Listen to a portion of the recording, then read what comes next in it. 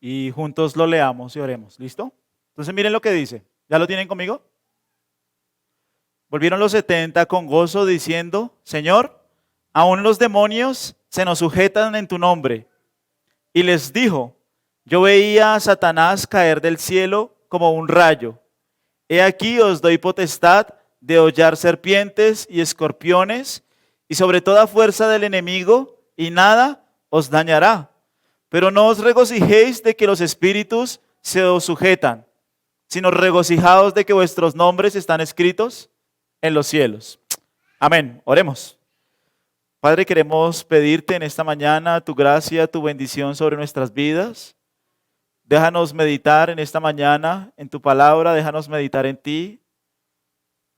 Te pedimos que obres en nuestros corazones, obres en nuestras vidas, que nos dejes ser enseñados, instruidos por ti y que toda la gloria, Señor, sea tu nombre. Te damos gracias y oramos en Cristo Jesús. Amén. Muy bien, bienvenidos. Ya empezamos Navidad y es importante aclarar que la Navidad obviamente es acerca de Cristo, pero muchas veces se hace énfasis es en su humanidad, ¿no? Y crecimos como en ese pensamiento del niño en el pesebre y la humanidad de Cristo, el niño Cristo, pero la Navidad no es tan acerca de eso, ¿sí es claro? No es acerca de su humanidad tanto, sino acerca de su divinidad. El Dios de la gloria, el creador del mundo, quien llena los cielos y la tierra, se hizo hombre, ¿sí es claro? Y ese es el énfasis en el que nosotros debemos pensar. Dios, el eterno, el glorioso, el grande, se hizo hombre. No en tanto en un niño, ¿sí es claro? No tanto en su humanidad, porque el énfasis de su humanidad está a lo largo de su ministerio, ¿sí es claro? Desde que Él es niño hasta que muere en la cruz. Podemos ver toda la humanidad de Cristo. Pero la encarnación, la Navidad, el nacimiento del Salvador se trata acerca de su deidad, ¿sí es claro? Para los griegos ese pensamiento era una completa locura, ¿me entienden? O sea, ¿cómo es posible que Dios, para los griegos Dios estaba allá lejos, se hiciera hombre? Eso era para ellos algo impensable, inconcebible. Ni siquiera los mismos judíos pudieron aceptarlo, ¿se acuerdan en Juan 8? Jesús les dice, antes que Abraham fuese, yo soy. Y obviamente es la palabra Jehová. Antes de que Abraham fuese, yo soy. No dice yo era, yo estuve, yo anduve, yo soy, yo sigo siendo. Y ese es el misterio de la Navidad, ¿sí es claro? Entonces, creo que es un mes que se presta para meditar en eso, para meditar en Cristo, para reflexionar. Creo que ha sido un año muy atípico para todos, para todas las personas, para todo el mundo, en todo lugar. Y como por ahí veíamos en una imagen, es un año donde Dios hace lo que quiere, donde Él ha hecho como a Él le parece y siempre a Él es la gloria, ¿sí es claro? Todo lo que Dios hace es para su gloria y que en este tiempo nosotros podamos meditar en las Escrituras, en su palabra, no dejarnos llevar por el consumismo, por el materialismo, ¿sí? Muchas personas se deprimen porque no pueden comprar algo, porque no pueden tener algo, porque no pueden alcanzar algo. Pero no se trata acerca de eso la Navidad. La Navidad se trata acerca de un Dios que vino. ¿Y que vino principalmente a qué? A salvar. ¿A salvarnos de qué? De la muerte eterna. ¿De qué más? De nuestros pecados, de Satanás y hoy de la ira de Dios. Pero hoy especialmente vamos a estar hablando de Satanás. Si ustedes miran el pasaje, los discípulos llegan felices porque, Señor, los demonios se sujetan en tu nombre. Y Jesús se une al gozo de ellos, ¿no? ¿Qué les dice Jesús? Yo vi a Satanás caer como un rayo y a ustedes nada los va a dañar, dice la Biblia, ¿no? Ahí está. O sea, realmente es que los discípulos invadieron el reino de Satanás, lo invadieron. Porque de eso se trata la evangelización, ¿sí es claro? Cuando nosotros salimos a evangelizar, dice, ahorita lo vamos a mirar, pero nuestra lucha es una lucha difícil, ¿sí es claro? Estamos luchando con espíritus, con demonios. ¿Y los demonios dónde se refugian? ¿Dónde le encanta a los demonios refugiarse? En las sectas, en las falsas religiones, en todo aquello que niegue el nombre de Dios, ¿sí es claro? Entonces, miren, vamos un momentico a Juan 10:10.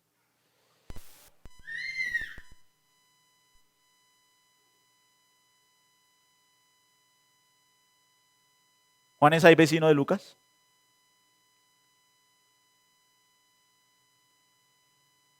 ¿Sí lo tienen? Miren lo que dice Juan 10:10. Juan 10:10 dice así, miren. El ladrón no vino sino para hurtar, matar y destruir. Yo he venido para que tengan vida y para que la tengan como. ¿Quién es el ladrón? Los falsos maestros, en el contexto los falsos maestros. Obviamente el líder de los falsos maestros, ¿quién es? Satanás. Pero Jesús les está diciendo allí, ¿no? Oiga, el ladrón, ¿qué vino a hacer? ¿Cuál es la función de Satanás? Robar, matar, hurtar, destruir. Ahora, si tú miras las noticias y miras al mundo, ¿qué ves? La obra de Satanás. Familias destrozadas, una juventud entregada a la perversión, a la idolatría, el sistema completamente corrupto. Desde el principio la obra de Satanás fue esa, ¿no? Satanás, ¿qué le dijo a Eva? Oiga, con que Dios a usted le ha dicho que no coma del árbol, ¿sí se acuerdan? Con que Dios a usted le dice eso. ¿Cuál es la labor de Satanás? Negar lo que Dios ha dicho. Ese es el punto de Satanás, ¿me entienden? Satanás es feliz haciendo eso, negando lo que Dios ha dicho, negando lo que Dios ha establecido y poniendo mentiras en la mente de las personas para que las personas no vivan de acuerdo a lo que Dios ha establecido, sino al sistema que Satanás quiere imponer en este mundo, ¿me entienden? ¿Cuál es la labor de Satanás? Quitarle toda la gloria a Dios. Ese es el punto de Satanás. Satanás quiere destruir los planes de Dios. ¿Cómo lo hace Satanás? Poniendo mentiras en el corazón de las personas. ¿Cómo lo hace? ¿Cómo lo hace hoy en día? Diciéndole a las personas que su felicidad está ¿en dónde? En el mundo, en el dinero, en las personas, en lo que yo puedo conseguir, alcanzar, tener. ¿Sí es claro? O sea, Satanás me pinta un panorama mentiroso, ¿me entienden? Siempre ha sido la labor de Satanás negar el rol bíblico, negar el rol de la mujer, negar el rol del hombre, negar todo lo que Dios ha establecido. ¿Qué pasó, amor? Dime. No, no está transmitiendo. Dime. Ah, no, hoy no hay. Bueno, entonces miren, vamos a ir a Lucas 10:17 y miren lo que dice. Volvieron los 70 con gozo diciendo, Señor, aún los demonios se nos sujetan en tu nombre. Y en el Evangelio, miren, nosotros hemos estado últimamente por secciones muy duras, ¿sí? Muy difíciles. Empezamos en Lucas primero cuando Jesús, no sé si ustedes se acuerden, se reunió con los discípulos, ¿no? Los reunió, los sentó y él les preguntó, bueno, ¿qué dicen las personas acerca de mí? Y todos empezaron a decir, bueno, unos dicen que tú eres Elías, Juan Bautista, Jeremías. Y Jesús los sentó y les preguntó ahora a ellos, bueno, ¿y ustedes dicen? ¿Qué dicen ustedes? ¿Quién soy yo? ¿Y qué dijo Pedro? Tú eres el Cristo de Dios. Tú eres el Hijo de Dios, el Dios vivo. Después de eso, en el Evangelio de Lucas, en el capítulo 9, empezó un entrenamiento muy duro. Nosotros hemos pasado últimamente por sermones muy duros. Creo que ya llegamos al final de los sermones duros. Aquí ya se viene una parte de refresco, pero es el Evangelio el que lo presenta así, ¿sí? Y Lucas empezó diciendo, bueno, si alguno quiere venir en pos de mí, ¿qué debe hacer? Niéguese a sí mismo, tome su cruz cada día y sígame. Fue un llamado a sus discípulos ¿a qué? A la abnegación, a morir a sí mismos, a morir a sus planes, a morir a sus deseos, a morir a todo lo que ellos querían, ¿se acuerdan? Después de eso, ¿qué les dijo? Ese mismo día que les dijo, bueno, todo el que quiera salvar su vida, ¿qué? La perderá. Todo el que quiera perder su vida por causa de mí, la hallará. Y cada vez los sermones parecían ser más duros, más difíciles. Después, ¿con qué nos encontramos? Con 3 aspirantes a discípulos, ¿se acuerdan? Y uno vino y le dijo, Señor, quiero seguirte. Y Jesús le dijo, esta noche es probable que no tengamos dónde dormir. Después le dijo, ¿qué fue lo siguiente que le dijo? Deja que los muertos entierren a sus muertos. Y al último que le dijo, todo el que pone su mano en el arado y mira hacia atrás, no es apto para el reino de Dios, ¿sí, claro? Y finalmente hace 8 días a los 70, ¿qué les dijo? Es probable, miren, ustedes van a ir como ovejas en medio de lobos, es probable que los maten, los van a aborrecer por causa de mi nombre. Y todo ha sido, no sé si lo han visto, definiendo las personas, para que finalmente miren Juan 6:66.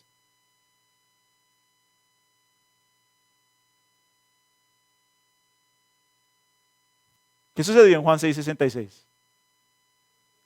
¿Qué dijo la gente? Ay, no, eso se puso muy duro. Eso se puso muy pesado.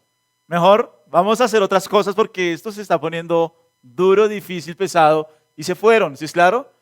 Hubo algunos que se quedaron, unos poquitos, siempre es así. Siempre hubo unos que se quedaron. ¿Quiénes fueron? Aquí tenemos 70. De pronto hay más, pero no creo que sean muchos más, ¿sí? 70, algunos manuscritos dicen 72. Es difícil saber cuál de los dos números es. Los eruditos prefieren trabajar con el número 70, pero pueden ser 70 o 72, ¿sí es claro? Y en esta sección que nos encontramos, ¿cuál es la palabra común allí? De hecho, ustedes miran hasta el versículo 24, Jesús está lleno de ¿qué? De gozo, de alegría, se están gozando, ¿sí es claro? Después de esa prueba tan difícil, de esas palabras tan duras, tan difíciles, ahora los discípulos que van a encontrar gozo, alegría, ¿sí es claro? Mira, la vida cristiana no es fácil, no es fácil, es dura porque se trata de morir a nosotros, a nuestros deseos, a nuestra naturaleza pecaminosa, morir a la carne, morir a tantas cosas que deseamos, pero cuando abrazas a Cristo como tu fuente de vida, de salvación, de perdón, vas a encontrar gozo, ¿me entienden? Cuando yo me desprendo del mundo, voy a encontrar gozo. Yo esta historia la he contado muchas veces, pero cuando yo era novio de Lina, pensaba que mi felicidad era ella, ¿sí es claro? No iba a encontrar nada más feliz fuera de ella. O sea, mi realización era con ella. Y Dios empezó a tratar mi vida, ¿sí es claro? Y hasta que no solté a Lina, porque era una relación dañina, tóxica, egoísta, cuando nosotros terminamos, yo sentí que me había quedado sin piso, ¿me entiendes? Pero abracé a Cristo. Y el gozo de Cristo llena la vida de una persona de maneras inimaginables, ¿me entienden? O sea, este mundo nunca nos va a ofrecer felicidad, ese es el punto. Alguien me decía, pastor, usted es muy extremo, usted es muy extremo. A veces me entienden mal, yo no estoy diciendo que planear sea malo. Querer tener cosas no es malo. Querer que nuestros hijos tengan cosas buenas no es malo. El punto es cuando le das tu corazón, tu amor, tu devoción a esas cosas, ¿me entienden? El gozo de nuestras vidas está en Cristo. Ese es el final del pasaje, ¿me entienden? Al final del pasaje lo dice. Si ustedes miran cuál es el último versículo de Lucas 10:20, ¿qué dice? Gócense en ¿qué? En la vida eterna. Sus nombres están escritos en el libro de la vida. Allí ustedes ¿qué van a encontrar? Gozo, satisfacción. Y nosotros encontramos gozo cuando abrazamos a Cristo, ¿me entienden? ¿Por qué la iglesia cristiana y los cristianos están tan entretenidos con el mundo? Porque no han entendido el gozo de abrazar a Cristo.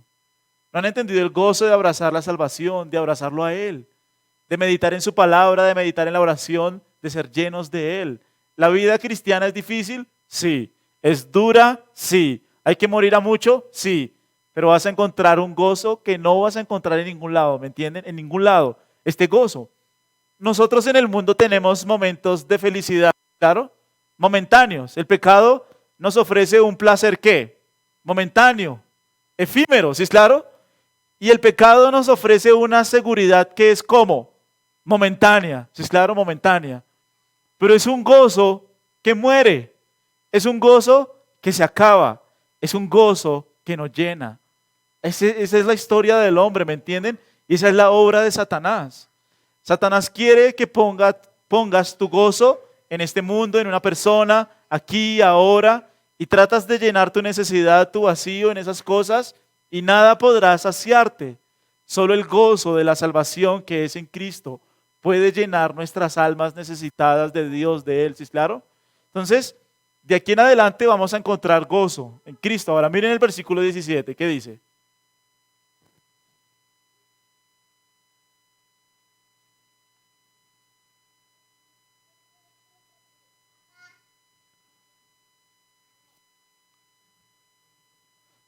Muy bien, 17, ¿lo tienen? Volvieron los 70 con gozo diciendo, Señor, los demonios aún se nos sujetan en tu nombre. Todos nosotros hemos escuchado a Satanás, ¿cierto? Todos. Cualquier estudiante de las Escrituras ha escuchado acerca de Satanás. Y vamos a hablar un poquito acerca de Satanás. ¿Quién es Satanás? Bueno, Satanás primero fue creado por Dios. ¿Sí es claro? Satanás fue creado por Dios con los otros ángeles. Satanás era un ángel creado por Dios, Satanás era un ángel, todos fueron creados por Dios, eran originalmente santos, todos los ángeles estaban reunidos alrededor del trono de Dios. ¿Cuál es la función de los ángeles? Adorarlo y glorificarle, ¿sí es claro? Y Satanás, ¿cómo se llamaba? ¿Alguien se acuerda cuál era el nombre de Satanás en el cielo? Lucifer, muy bien, y él era el hijo de la mañana, era el ángel más hermoso, era una estrella brillante. ¿Satanás no es con cachos? No. ¿No es con cola? No, Satanás no es así. Satanás era el ángel más hermoso, el ángel más lindo, el ángel más bello. De hecho, entre Satanás y el arcángel Miguel, creo que Satanás estaba un poquito por encima, un poquito, no mucho, ¿no? Porque si leen en Judas, Satanás y el arcángel Miguel, ¿qué hacían? Peleaban y Satanás no pudo vencer al arcángel Miguel.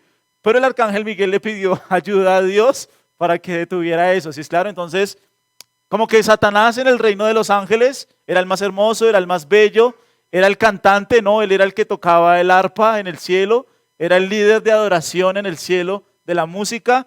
Ese era Satanás, ¿sí es claro? Se le llama querubín ungido. ¿Y qué sucedió con Satanás? Cayó. ¿Por qué cayó Satanás? ¿Alguien sabe? ¿Por qué? Sí, quiso ser como Dios. O sea, piensen esto, era el ángel más hermoso, pero no le bastó ser así, quiso ser como Dios y se rebeló contra Dios, ¿sí es claro? Y no solo se rebeló él, sino ¿qué hizo? Sedujo a los otros ángeles. ¿Y cuántos ángeles se rebelaron? ¿Saben cuántos? Millones, millones, pero ¿saben cuántos fueron?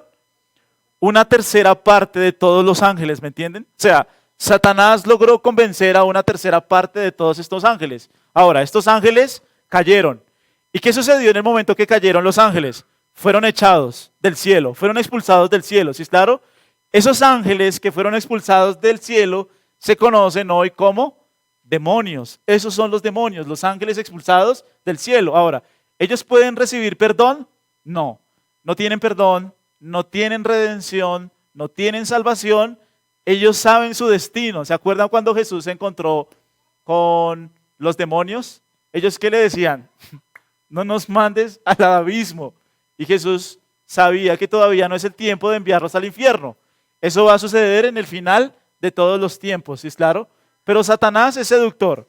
Satanás se presenta como un ángel bello, ¿sí es claro? Ahora, miren, Satanás es enemigo de Dios, es enemigo de Cristo, es enemigo del Espíritu Santo, es enemigo de la Biblia, es enemigo de Israel, es enemigo de la iglesia, es el enemigo de todas las almas de los hombres. Satanás es inmensamente poderoso, como les decía ahorita. Se le llama en la Biblia el gobernante de las tinieblas, el príncipe de la potestad del aire. Se le llama el Dios de este mundo, se le llama el destructor, el padre de las mentiras, el asesino definitivo. Tiene el poder de la muerte, se le llama engañador, calumniador, maligno y sencillamente su edad es la misma edad de la creación. Tienen millones y millones de años.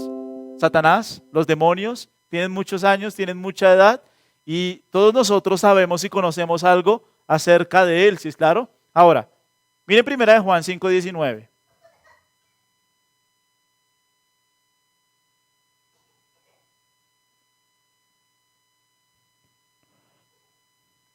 ¿Qué dice acerca de Satanás y del mundo? Alguien que nos ayude.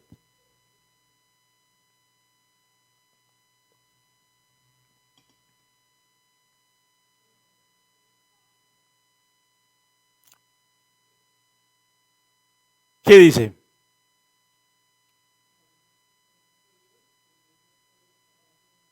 Muy bien, muchas gracias. Dice así, ¿no? Sabemos que somos ¿qué? ¿Y el mundo cómo está? El mundo entero está en el maligno, ¿me entienden? ¿Qué significa que el mundo entero esté bajo el maligno? ¿Qué significa eso?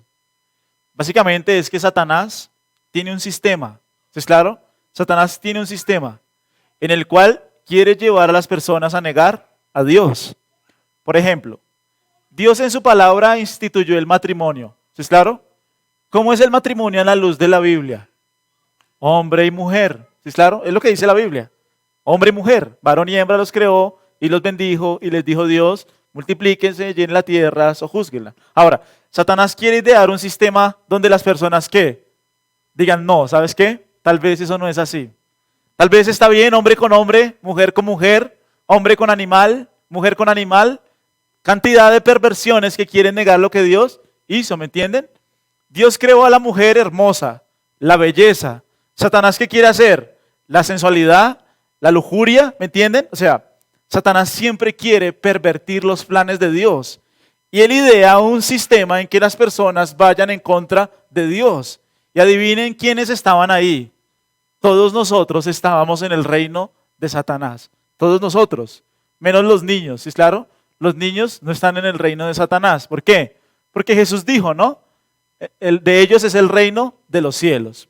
Pero cuando un niño es consciente, necesita venir a la salvación en Cristo, arrepentirse de sus pecados y poner su fe en Él. Pero miren, cuando todos nosotros, de manera consciente y deliberada, sin habernos arrepentido y sin haber puesto nuestra fe en Jesucristo, todos nosotros somos del reino de Satanás.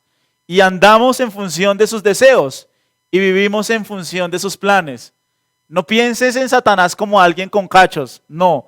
Satanás es muy sensual. Satanás es seductor. Satanás atrae a las personas con suaves lisonjas, con palabras aduladoras. Satanás atrae a las personas para apartarlas de Dios, ¿me entienden? Satanás no es el que aparece para asustar a las personas. Obviamente sus demonios hacen toda clase de perversiones, pero la función principal de ellos es seducir a las personas. Ahora, todas estas personas, ¿cómo están? Bajo el maligno, ¿me entienden? Bajo el maligno. Entonces, cuando nosotros vamos a evangelizar, entramos en territorio peligroso, ¿me entienden? El evangelismo es eso.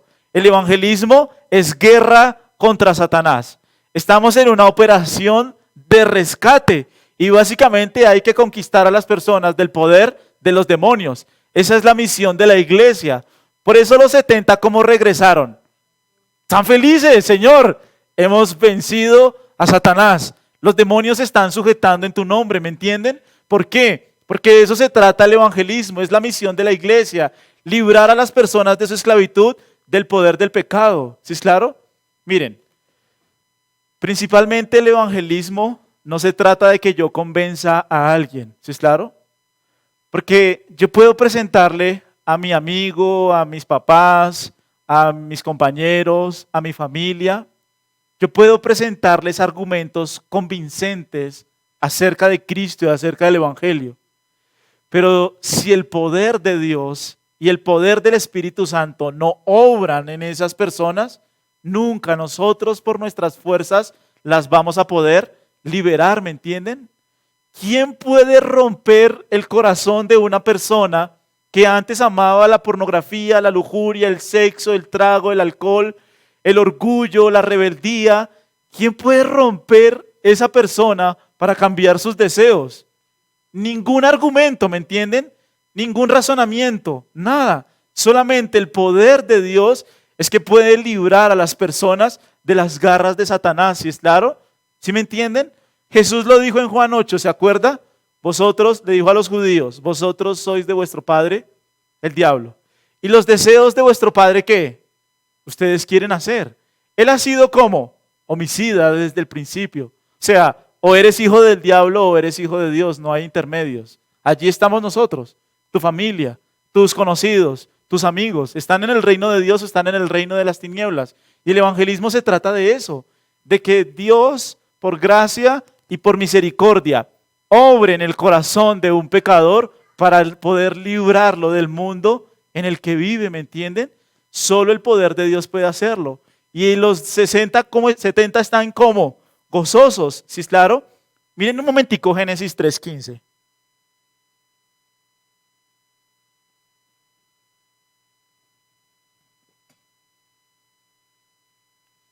Esta es la primera promesa que nosotros vemos en la Biblia. Es la primera promesa, ¿sí? Acerca de la venida de Cristo. Es la primera que hay. Génesis 3:15. Muy bien, miren lo que dice. Está hablando Dios. ¿A quién le está hablando? A la serpiente, ¿cierto? ¿Sí? Está hablando Dios y le está hablando a la serpiente. ¿Y qué le dice a la serpiente? ¿Y pondré qué? Enemistad entre ti Y entre tu simiente y la simiente, esta te herirá ¿en dónde? Bien, ¿dónde iba a herir Cristo a Satanás? En la cabeza, golpe contundente, ¿me entienden? Los judíos de la época de Jesús sabían esto. Sabían que el Mesías debía venir y tener poder sobre Satanás. ¿Y qué vemos en los evangelios? Cristo predicando en la sinagoga y ¡pum! Expulsión de demonios. Cristo venciendo a Satanás, ¿dónde? En Lucas 4, ¿se acuerdan? Las 3 tentaciones. Satanás vino sobre Cristo, 3 tentaciones, y Cristo las 3 veces que hizo. Lo venció, ¿me entienden? O sea, estamos viendo el poder en la Biblia de Dios, de Cristo, sobre Satanás. Es lo que el Mesías iba a hacer. Era una de las obras del Mesías. ¿Sí es claro? Ahora, miremos un momentico nuevamente Lucas.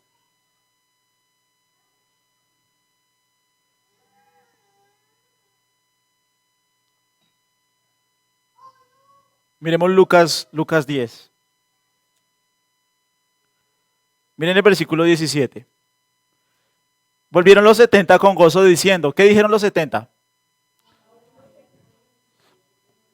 Bueno, ¿por qué se sujetaban los demonios? Porque iban en el nombre de Cristo, ¿me entienden? ¿Qué significa ir en el nombre de Cristo? Recuerden en el capítulo 1 que Jesús le había dado a ellos ¿qué? Autoridad, ¿se acuerdan? Cristo los ungió, Cristo les dio autoridad y ellos con esa autoridad salieron. ¿Y qué sucedió? Los demonios estaban sujetando en su nombre. ¿Cuál es la clave aquí? Que ellos iban con la autoridad de Cristo, ¿me entienden? Los apóstoles y los 70 recibieron un poder especial. Ahora, ¿qué pasa cuando no tenemos esa autoridad? Miren Hechos 19.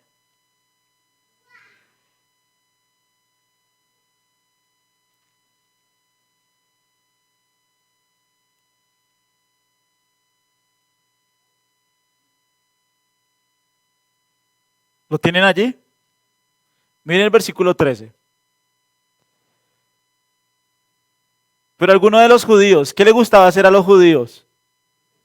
Exorcismos. Bien, pero algunos de los judíos, exorcistas ambulantes, intentaron invocar el nombre del Señor Jesús sobre los que tenían espíritus malos. ¿Qué estaban intentando hacer? Expulsar. ¿Cómo? Invocando el nombre de Jesús, ¿sí es claro? Lo mismo que quién. Que los 70 y que los apóstoles, ¿lo están viendo? Ahora, ¿qué sucedió? Diciendo, ahora ellos que decían, os conjuro ¿por qué?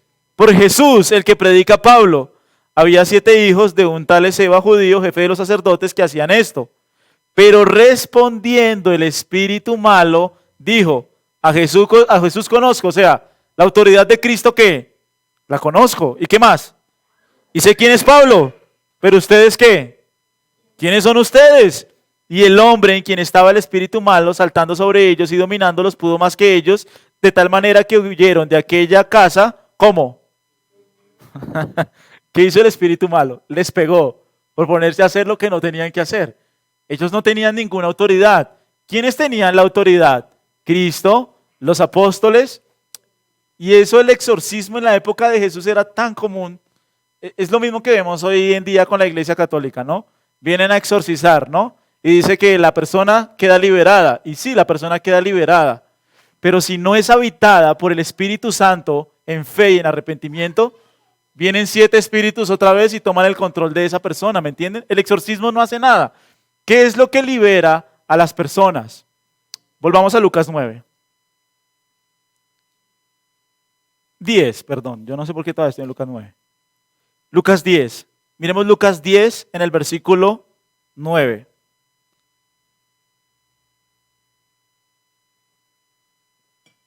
Y sanad a los enfermos que en ella haya. ¿Y qué? ¿Cuál era la misión de ellos? Predicar el evangelio, decirle a las personas que se ha acercado el reino de Dios. ¿Cómo nosotros liberamos a una persona que está poseída por Satanás? ¿Solo lo puede hacer el pastor? No, obviamente no. Si yo soy un creyente que ha sido convertido por la obra de Cristo, cuando yo le comparto el evangelio a una persona, el arrepentimiento de pecados, la ira de Dios, la salvación en Cristo, y esta persona se arrepiente, por el poder de Dios, esa persona es liberada de las garras de Satanás, porque se arrepiente de su pecado, ¿me entienden? Miren, cuando un espíritu toma el control de una persona, eso ya lo habíamos visto, pero es un pequeño resumen. Cuando un espíritu toma el control de una persona, literalmente toma control de su voluntad, ¿sí es claro? Y a veces las personas hablan con otra voz, las personas endemoniadas hablan con otra voz, ¿sí es claro? Hablan con voz gruesa. O, por ejemplo, mujeres que han sido dominadas por espíritus, tienen una fuerza incontrolable, que necesitan de 3 o 4 hombres que puedan dominarla, porque es lo que hacen los demonios. Pero las personas tienen la facultad de volver en sí, ¿sí es claro? Y cuando esa persona vuelve en sí, es que nosotros debemos predicarle el evangelio del arrepentimiento, porque en nosotros no hay ningún poder, ¿me entienden? Podríamos salir golpeados como salieron estas personas que estaban jugando con el nombre de Jesús. ¿Cómo se libera a alguien de la esclavitud a Satanás? ¿Cómo puedes liberar a alguien? Fácil, predicas el evangelio, porque el poder no está en nosotros, el poder está en ¿quién? En Cristo y en su glorioso evangelio, que es poder de Dios para salvación a todo aquel que cree, ¿sí es claro? Entonces miren, ¿por qué están felices los discípulos? Porque están asaltando el reino de Satanás con el poder que Dios les ha dado. Y es el mismo poder que tiene la iglesia. Miren Efesios 1:20.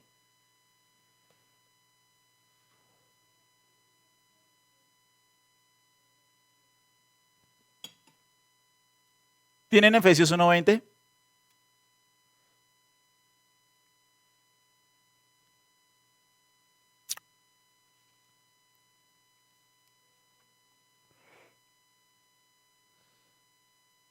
Miren el 19, miren el 19 para que ustedes puedan entender. ¿Y cuál la supereminente grandeza de su poder para con nosotros los que creemos según la operación del poder de su fuerza, la cual operó en Cristo resucitándole de los muertos y qué? Sentándole a su diestra, ¿en dónde? Ahora miren, ¿sobre qué?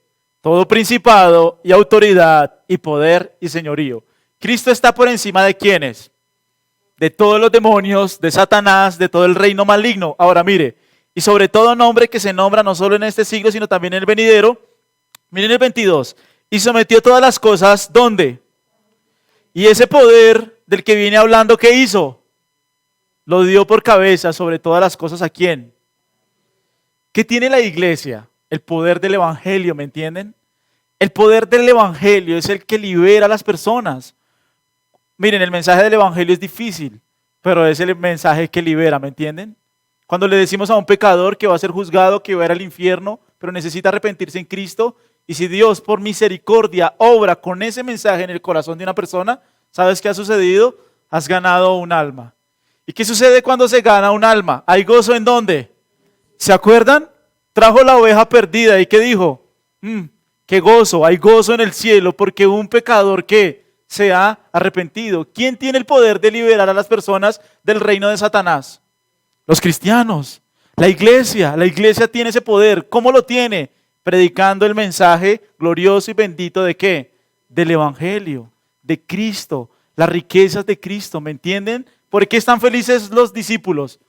Este es un gozo indescriptible, ver un pecador arrepentido, ver una persona que viene a la fe. Miren este otro pasaje, Hechos 26:16.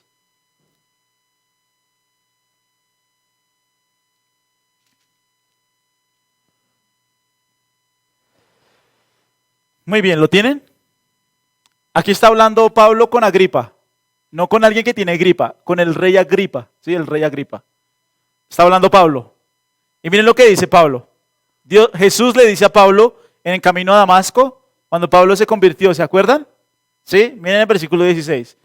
Pero levántate, ¿sí o no? Hechos 26:16. ¿Están conmigo? ¿Sí? ¿O estoy solo? Bien. ¿Qué le dice Jesús a Pablo? Levántate, ponte sobre tus pies, porque para esto he aparecido a ti, para ponerte por ministro y testigo de las cosas que has visto y de aquellas en que me aparecerá a ti, librándote de tu pueblo y de los gentiles a quienes ahora te envío. ¿Sí es claro? Ahora Pablo, miren esto, Pablo, ¿cuál es tu comisión? Para que abras ¿qué? Para que se conviertan ¿de dónde? ¿Y de la potestad de quién? ¡Wow! Increíble. ¿Cuál era la labor de Pablo en el mundo del gentil? Predica el evangelio. Predica el evangelio porque ese evangelio va a abrir los ojos ¿de quién? De los ciegos. Ese evangelio va a quitar a las personas de la potestad de Satanás. Miren Colosenses 1:13, un segundito. Colosenses 1:13. Si está más adelante ahí. Va a arrancarlos de Satanás y los va a poner ¿en dónde? En el reino de Dios. Miren Colosenses 1:13 lo que dice. ¿Qué dice? ¿Quién nos ayuda?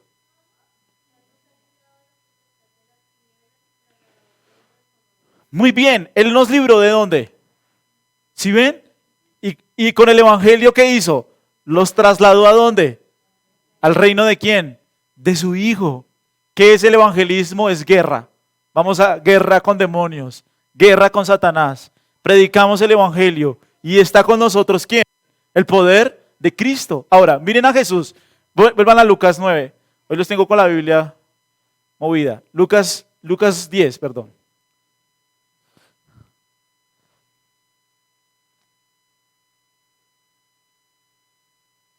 ¿Lo tienen? ¿Sí es claro? ¿Sí? Ahora, ¿qué vio Jesús? Satanás se unió al gozo de Jesús se unió al gozo de ellos, ¿sí? ¿Y qué les dijo? Wow, yo vi caer a Satanás como un rayo. ¿Qué significa eso? Yo vi caer a Satanás como un rayo. Bueno, algunos dicen, ¿sabes? Se refiere a Isaías 14. Isaías 14, para que no lo busquen, dice como, ¿cómo caíste del cielo, oh lucero de la mañana? Algunos dicen, Jesús está viendo esa caída. Otros eruditos dicen, no, Él está pensando en la tentación, donde Satanás vino 3 veces a atacarle y Cristo ¿qué hizo? Lo venció, caíste. Otros están diciendo, no, ¿sabes qué? Se refiere a la cruz. Jesús está pensando en la cruz, está pensando en ese evento futuro de la cruz, porque en Juan 12 lo dice, ¿no? En Juan 12 es que dice, el príncipe de este mundo le ha llegado la hora. Si es claro, va a ser vencido en la cruz, no va a tener ningún poder, ¿me entienden? Y finalmente otros dicen, no, Jesús está pensando en Apocalipsis 20, donde finalmente Satanás es echado al lago de fuego. Bueno, podría ser alguna de esas, pero el verbo donde Jesús dice que él vio a Satanás caer, es un imperfecto continuo. ¿Qué significa un imperfecto continuo? Que es un suceso que va sucediendo progresivamente. No se refiere a un evento único, se refiere a un suceso que va sucediendo continuamente. Y yo me quedo con este comentario, les dije todos los comentarios, pero me quedo con este. Creo que por el contexto están hablando de que, wow, Señor, los demonios los estamos venciendo. Predicamos el evangelio y las personas están siendo liberadas. Satanás se nos sujeta a nosotros, los demonios se sujetan a nosotros. Y es como Jesús dice que se une al gozo de ellos y dice, sí, yo vi a Satanás caer como un rayo. O sea, cada vez que un alma se convertía, era como un rayo. Estamos viendo la caída ¿de quién? De Satanás, de sus demonios. Jesús está gozándose con ellos, ¿es claro? Cada vez que un alma se convertía, Jesús veía que un rayo caía, Satanás está siendo vencido y los discípulos están felices por eso. Y de hecho miren lo que dice el siguiente versículo, ¿qué dice?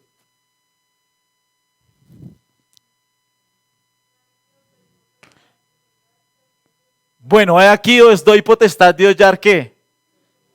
Ahora, no se refiere a algo literal, ¿no? Serpientes y escorpiones no es que ellos iban a... No se refiere a algo literal. ¿Por qué lo sabemos? Miren Apocalipsis 9.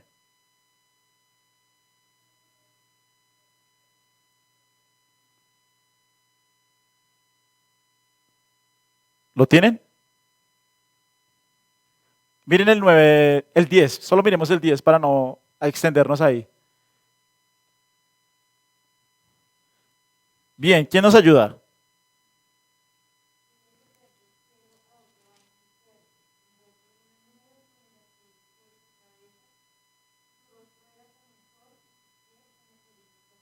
¿Ese cuál es? ¿Cuál tienes ahí? El 9, 9, 10, ¿sí? Ahí atrásito, qué pena. El 9, 10. Miren lo que dice.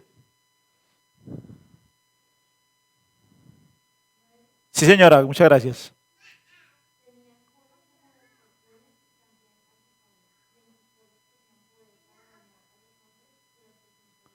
¿Y tienen?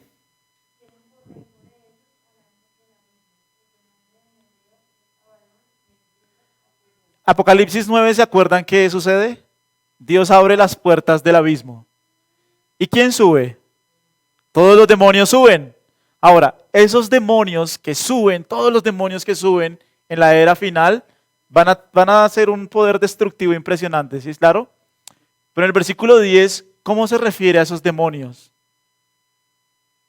Como escorpiones, ¿lo están viendo? Como escorpiones. Y si ustedes miran Apocalipsis 12:9, ¿cómo se le llama a Satanás? La serpiente antigua. Entonces, si volvemos a Lucas, al capítulo 10, al versículo 18, Jesús les está diciendo, yo les doy a ustedes autoridad, exousia en griego, sobre escorpiones y serpientes. ¿Qué les está diciendo? ¿Saben qué? Ustedes tienen autoridad sobre todos los demonios. Y piensen en esto. La obra de evangelismo es una visión peligrosa. Si los demonios ven que nosotros estamos atacando su reino, ¿qué pensarán hacer? ¿Se quedarán tranquilos? ¿Se quedarán con las manos cruzadas? Dirán, ay, nos están agarrando las... No. ¿Qué querrán hacer Satanás y sus demonios? Destruir. ¿Destruir a quiénes? A los que predican el evangelio, ¿sí es claro? Pero Jesús, ¿qué les está diciendo? ¿Sabe qué? Yo a ustedes les doy autoridad y poder sobre todos ellos. Ahora, ¿qué esperamos nosotros? Miren Romanos 16.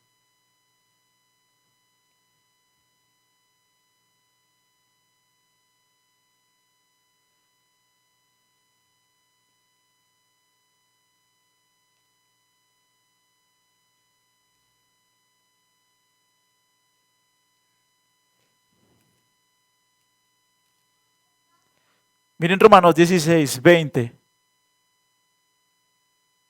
¿Lo tienen?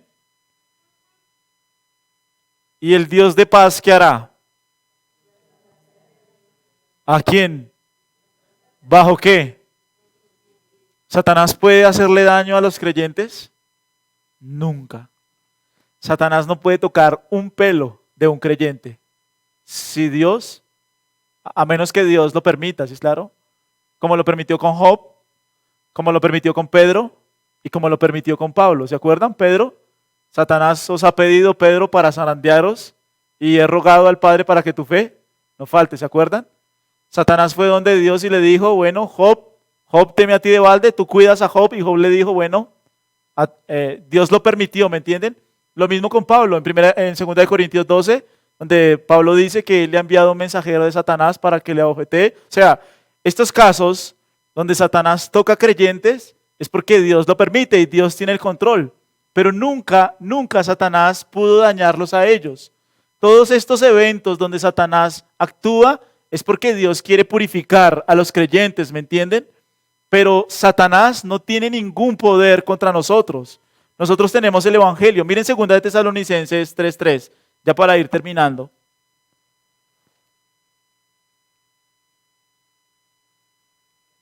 Segunda de Tesalonicenses, capítulo 3, versículo 3.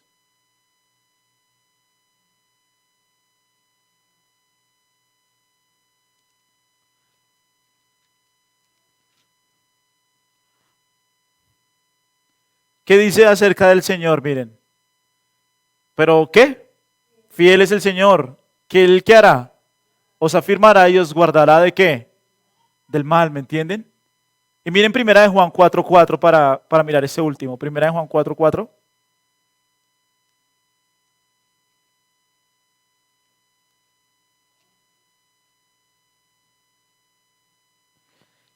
¿Lo tienen? Primera de Juan 4:4. Hijitos, ¿vosotros qué?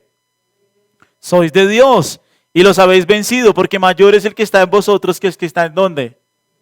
En el mundo, ¿me entienden? Satanás no puede contra los cristianos que predican el evangelio, los cristianos de verdad, los verdaderos, ¿sí es claro? Cristo le dio esa autoridad, ese poder sobre ellos. Por eso los discípulos están encontrando gozo, ¿sí es claro? Encuentran ese gozo, las personas están siendo salvas, Satanás está caído. Cristo dice, he visto a Satanás caer como un rayo, es un enemigo vencido, es un león sin dientes, no tiene fuerza, no tiene poder contra nosotros, porque nosotros tenemos a Cristo y mayor es el que está en nosotros que el que está en el mundo. En esta misión peligrosa, ¿quién guarda la iglesia? Cristo. Las puertas del Hades no prevalecerán contra ella porque Cristo es el que edifica su iglesia. Ese es el Señor que permite que la iglesia ¿qué? Avance. Es el Señor el que permite que la iglesia predique el evangelio. Es el Señor el que hace su obra. Satanás No tiene ningún poder, ninguna obra contra nosotros. Satanás es un enemigo vencido. Pero finalicemos con este último, Lucas 10.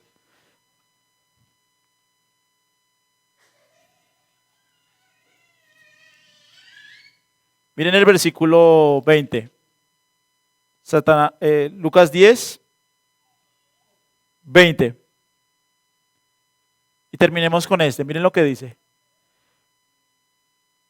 Pero no os regocijéis pero no regocijéis de que los espíritus se os sujetan, sino regocijaos de que vuestros nombres están escritos. O sea, no les está diciendo que su gozo está mal, no. Él les está diciendo, no solo se gocen en esto, sino ¿saben qué? Gócense también, y aún mayor, en que ustedes son salvos. ¡Wow! El Señor le afirmó la salvación a esos 70, se las afirmó. Ustedes 70 son salvos. Y ustedes deben encontrar gozo mayor en qué? En eso, ¿me entienden? En que sus nombres están escritos en el libro de Dios. Ahora, ¿dónde encuentra el creyente gozo? En la salvación, ¿me entienden? Este mundo es un sufrimiento. Nosotros sufrimos aquí en el mundo, ¿me entienden? Pero ese sufrimiento va a terminar. Este sufrimiento es pasajero. Todas las penas que nosotros pasamos aquí son pasajeras. Cuando tú estés en el cielo y experimentes el gozo indescriptible del cielo, de la eternidad, de la vida eterna con Cristo, ninguna aflicción va a poderse comparar con el gozo que Dios tiene para sus hijos, para los creyentes. ¿Dónde encontramos todos gozo nosotros? En Cristo, en su salvación, en su redención, en que Él murió por nuestros pecados. No podemos ser como el hijo pródigo. ¿Se acuerdan del hijo pródigo? Padre, me voy de esta casa. Y se fue a comer ¿qué? De la algarroba, dice la Biblia, de los cerdos, a comer la comida de los cerdos. Y es allí, en ese estado, cuando Él está buscando gozo en el mundo, placer en el mundo, deleite en el mundo, que Él dice, me iba mejor cuando estaba con mi padre. Y volvió donde su padre. ¿Y su padre qué le dijo? Dice que hay fiesta en el cielo, hagamos un banquete, porque mi hijo muerto era y ha revivido, así lo dice la Biblia. ¿Dónde encontramos gozo nosotros? En Cristo. Y en medio de las pruebas, de las aflicciones, ¿dónde encontramos gozo? En Cristo, en abrazar a Cristo, en abrazar su palabra, en abrazar las Escrituras. Que Dios nos ayude a vivir para Él, para su gloria. Que nada en este mundo pueda ser nuestro sustituto del gozo, sino que podamos encontrar gozo en Él. ¿Listo? Entonces yo les invito para que oremos, para que nos pongamos en pie.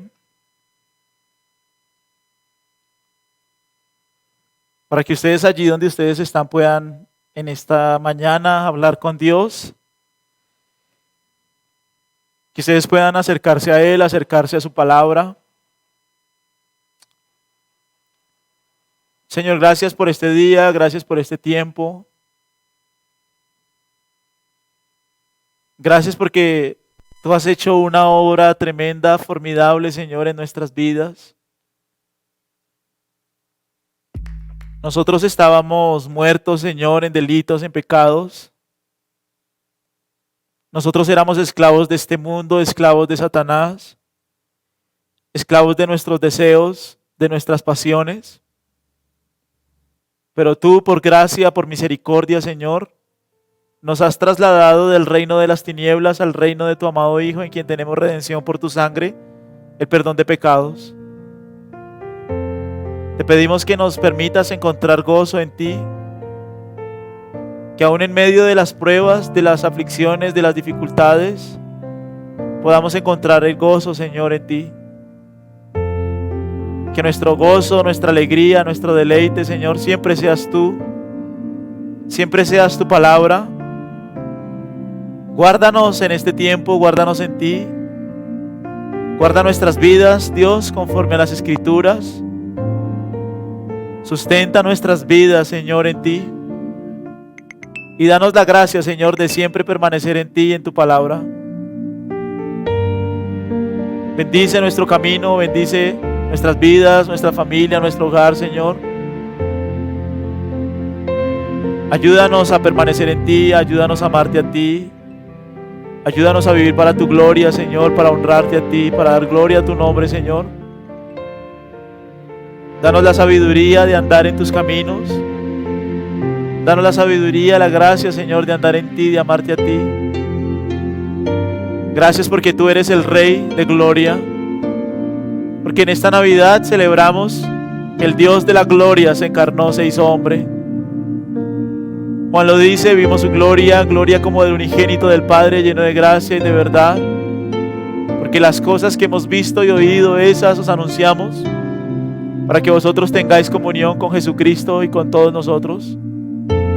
Tú eres el Rey del universo, eres el Señor, el Creador. Bendice nuestras vidas, bendice nuestras manos.